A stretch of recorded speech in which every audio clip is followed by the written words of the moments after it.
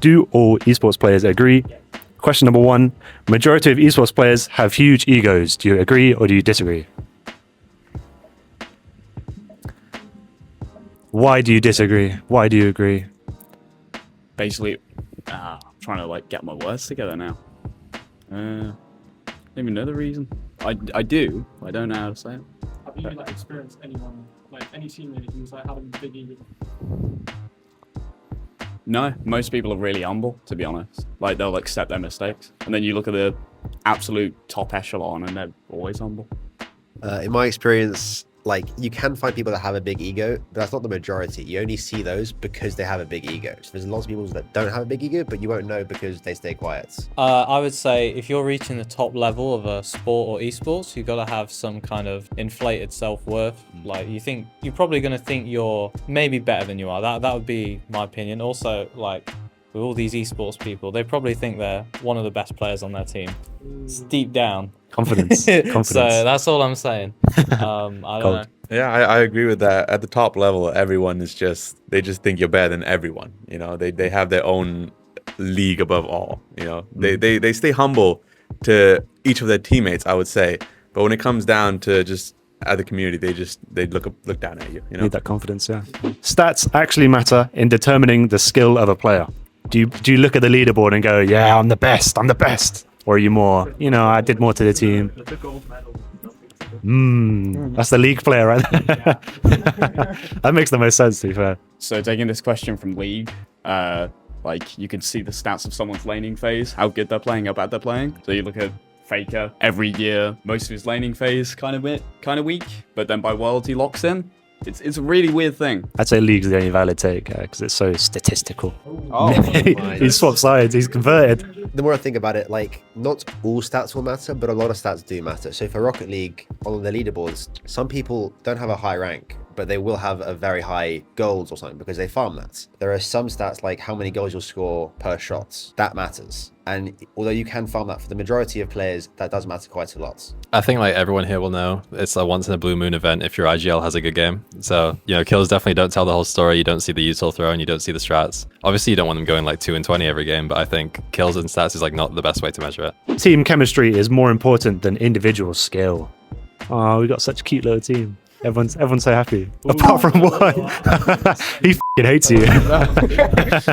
The only reason I say this is because if you are absolute, horrible at the game, no matter how much skill you have, you may be able to get one good flash kill. At the end of the day, they will out-aim you and you will lose the retakes, you will lose the man advantages. It doesn't matter how much chemistry you have, you will lose. Unless the gap is so astronomically different, then maybe team chemistry can win. But if the gap is not that astronomic, then individual skill will beat out most of the time, in my opinion. Well, coming from Rocket League, it's such a fast-paced game, and if you don't know what your teammates are doing, then it doesn't matter how good you are, if they mess up and you're not expecting it, you'll probably concede. Not to disrespect one of the other Rocket League teams, but the second team, all 3 of their peak ranks are higher than our ranks, but because they don't work as well as a team, they kind of struggle to beat lower ranked opponents and us, so it shows just how much it matters to just know your teammates. Talking shit about the other team actually improves a team's performance. Which team? Our team or both? Your team. Good shit about the other team, yeah. So do you think you're better because you're chatting shit to them? Or is it more like it works the other way? It's a bit of a curve. You don't chat shit. It's a double curve. I think at some point, like you don't want to flame too much, obviously, but I think in your mind you do want to think a bit less of them because you don't want to think, they're too good, I can't beat them. I think like a little bit of talking does like help, and it does kind of get you all on the same page. As you can see, we're all CS players on the agree side. In my opinion, if I'm trash talking someone, it makes me much more focused and much more pumped up to never die to that person ever again and to keep trash talking them over and over and over again and win the game and know I won the mental battle. No one disagrees? Wow. All the good boys. It is impossible to win a tournament without an in-game leader. Like the whole tournament. I suppose so, yeah. Rocket League's not that deep. No IGL, are you winning? Team Rocket In League. Rocket League, you really don't have an IGL. All 3 players are their own IGL in a way. So yeah, you can kind of tell someone, oh yeah, can you, take the boost, go out for the play, whatever. But at the end of the day, you can just individually be better. So an IGL doesn't matter as much as maybe CS, League, Apex, other games. Yeah, I think it is just about the difference in games. Like with CS, when you get to the top, if you really want to win like the whole tournament, you do need strats. You do need someone that's willing to take a step back from the shooting to like actually figure out what you want to do. I suppose it makes sense for Rocket League. That does make sense. Having game sense is a better skill than having great ability. Me personally, I'm much more of a mechanical player than game sense, and I think that specifically for Rocket League, but maybe other games as well, if you are just better, like with CS, you just get your one taps. It doesn't matter. Like, you just win. That's literally it. Game sense is very important, but in this grand scheme of it, if you are just better, you just win. Specifically our team as well, I'd say. I think you can definitely play better in Rocket League with better game sense than Max. I don't know, game sense is a lot more important, especially for threes, because you can't use your Max as much in threes, so game mechanics. Someone like Zenin, his mechanics. But he's got good game sense as well. But his difference in game sense to us compared to mechanics, I think is big. But I think like, mechanics. especially if you think about it rank wise, like you can be a lot better rank and have like no mechanics than have better game sense. So I think game sense is a lot more important for Rocket League, even in our team. So I reckon, you know, I've seen Imma have an amazing flank 16 million times, and then he can't hit a back turn to him no matter what happens. And it's like, okay, having good games, like you can get put in good positions. If you don't have the ability to capitalize on it, it's worthless. So that's why I'm on this side. I think as much as what you can do for movement wise and stuff like that, like knowing abilities and then positioning and stuff like that, that all adds up. I mean, if you're in the ring, in the wide open, and you've got as much aim as you can be, it's only going to get you so far. So having the game sense know, great positioning and just timing for everything as well, it beats out skill by a mile. In the end, game sense without ability is nothing, in my opinion. So we'll call it there, I think. I had the final word. Reviewing your gameplay or team VODs is not necessary to getting better as a team.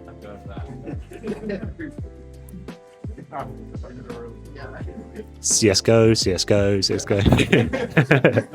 You don't need to review, you need to. If you review, you're better. If you don't review, Wait, how do we... So we got It's one not guy. necessary. We got one guy on this side. Don't have any words. You don't have anything. Come over here. Come over here. It's so tempting, but no. I think you can always talk about what went wrong with the game, but at the end of the day, you don't really get the full picture unless you see like what actually happened. Like you can't know like all 4 of your other teammates like exactly what happened throughout the map. Seeing those mistakes played back makes you realize you actually made the mistake. And I think that's really the only way to get better. We've recently been doing VOD reviews in the Rocket League team and just going over the simplest things, like just playing the audio of them playing. It changes their whole perspective, because there's moments of just pure silence for like 10 or 15 seconds of in-game, and it should never happen. Yeah. And I think you don't realize like it happens when you don't go over the replays. So yeah, you have to watch replays. I think any high-level sports person, if you're not watching replays, I mean, you're just going to fall behind. So yeah, watch your replays. Fair enough. Good answer. Yeah, it's great and all, but as well, it's not the only thing you can do to like build up teamwork and stuff like that. I mean, for me, I benefit mainly in like the firing range and just practicing and stuff like that. My game sense is pretty good, but it depends per person. You know, doing the VOD reviews, they're good and all, but going into like normal public matches and just getting better through aim or movement alone, and then playing with people with your team as well, that's as valuable as doing VOD reviews as well. So being a quiet teammate is a worse attribute than being toxic. Being quiet teammate is worse. So being quiet is worse than attribute toxic. on that side. No. You'd rather a quiet. Yeah. Being a quiet teammate is a worse attribute than being toxic. Do you think is quiet worse or is toxic worse? Quiet, toxic. That's quiet, toxic. That's what you mean. So being a quiet teammate is a worse attribute than being toxic. So if you agree that a quiet teammate, I'm so confused right now. What they mean by quiet? Just like no communication. No communication. Little communication, but just not a lot. Like after game, they're not speaking. After game, they're not speaking. Like I'm saying that under the impression of like no communication during game. None at all. Zero. Like, you know, like doesn't force. Quiet. By quiet, I mean like someone who barely comms, or like he comms, but he only comms like the necessary shit, not like the little shit. That's all I need. I'm thinking like miscomps. Like, I don't know. It can be however you like interpret. I'll like stand like closer to the side then. Okay. No, stand on your side. Pick the side. Yeah, I think like it's good if you're getting the base level of comms, but at the same time, like you want people who are enthusiastic, like they want to, maybe call a play, they want to like, do a rotate, maybe get a read. I think that just helps like the flow of the game better. Like if someone's quiet, maybe like the teammate or the enemy catches the timing and like they don't say anything about it, and then that makes people more toxic if anything, because it could have been avoided. So if you had a toxic team, would you appreciate that more because he's toxic but he's more passionate? It's like there's obviously like there's a limit to the toxicity, but like if you're calling stuff out, like if you are like enthusiastic about the game, if like your toxicity is coming from passion, like you just want to win, like you don't enjoy the stupid mistakes, I think that's fine. I think the difference comes is he's thinking of the most extreme quiet guy and the least extreme of the toxic guy. I'm just thinking of like the average, just gives key info. That's all I need from a quiet guy. I can't play with a toxic guy for more than 3 months, but for a quiet guy, play with him for years. Huh? It's a pretty long time, 3 months. Oh, well, I don't know. 3 months I can survive, but a quiet guy can play for years. You didn't like it, you just quit after the game. Well, yeah. Okay. Well, how? You see, he's thinking of the most extreme version. Especially in solo queue, the voice chat in Rocket League is just terrible. So 99% of your teammates are dead quiet the entire time, and most of them are toxic. So I'd rather them be quiet and not toxic. Then even when you're with teammates, especially our team, we're just dead quiet. When we're locked in, we just stop speaking, we stop commenting. It's not ideal, but it's so much better than like if someone messes up and you start flaming them. They're just going to keep messing up, and it's just going to get worse. So I'll take a quiet teammate over a toxic one any day. Esports players have boring personalities. Come on, guys. 5 results. So from the league perspective, the overwhelming majority of players have like no personality, zero aura.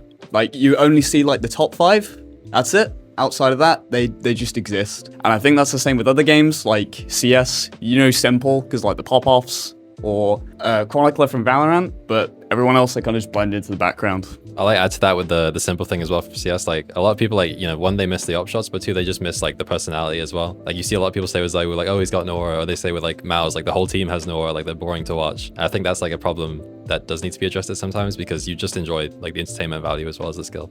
On average, I think that's a bit harsh, saying no person. If we're talking pro teams, for every Vitality, every Mouse, you have the Furious, the old ones anyway, the old Na'Vi, the fun teams. So I think just saying like picking on the extremes again, I think most do have personalities, and saying, I think boring's harsh. I think, again, it's subjective, but I think most, they have at least one thing. I know there's a couple that probably are completely drab, but I think most would have something you can find in common. So I think it's a bit harsh. Last question. The key to a successful team is being friends in and out of the game.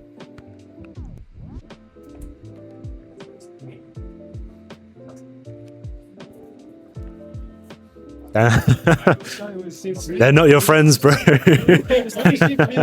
I mean, the people I play with, we're not really friends. We get to play matches with each other every week or so. So it's not the be all end all for people to be friends with each other to get success from it. I'd say if you just got good communication and good vibes with each other, even though you're not friends, you can still do really good performances. So yeah, Nick, why do you hate your team?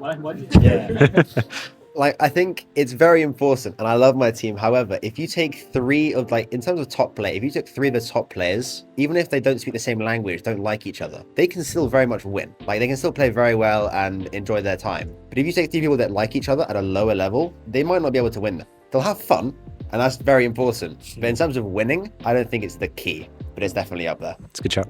Well, I should say for team chemistry, I think it is really important, to be fair. Like, to build together as a team, you've got to, like, get on with each other, for comms, for everything like that. Like, if you don't like each other, if the other one's toxic, then you're not really going to play well together, are you? But if you took 3 of the top best Rocket League players and put them on a team together, they'd still slam a team of 3 friends. Yeah, but like, if that team was actually got on together and was friends, they'd probably play better than they would if there wasn't. Like, subjectively, they would. I don't think that's the key. Okay, true, yeah, that's fair. It's definitely very important. Yeah. But I think there are more important things. Okay, that's fair. Just like going back to what you said about like taking the top 3 people put together. If you look in CS, there's like a perfect argument to that, which is Falcons. Like you take all the money in the world, you put the best players together, but they still haven't won anything in a year and a half being together. Like sure they probably are friends off the server, but just constantly changing players for the better ones and like removing that team chemistry. I think that is something you really need to have if you want to win anything, to be honest. The DRX Worlds win. Enough said. Power of friendship. Literally, it just works.